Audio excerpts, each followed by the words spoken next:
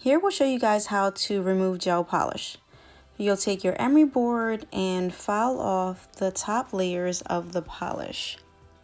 Filing as much as possible will decrease soaking time, but please be careful. You do not want to file down to your real natural nails. We want to keep its integrity. Like this. These nail wraps are so convenient. So you just rip off the top.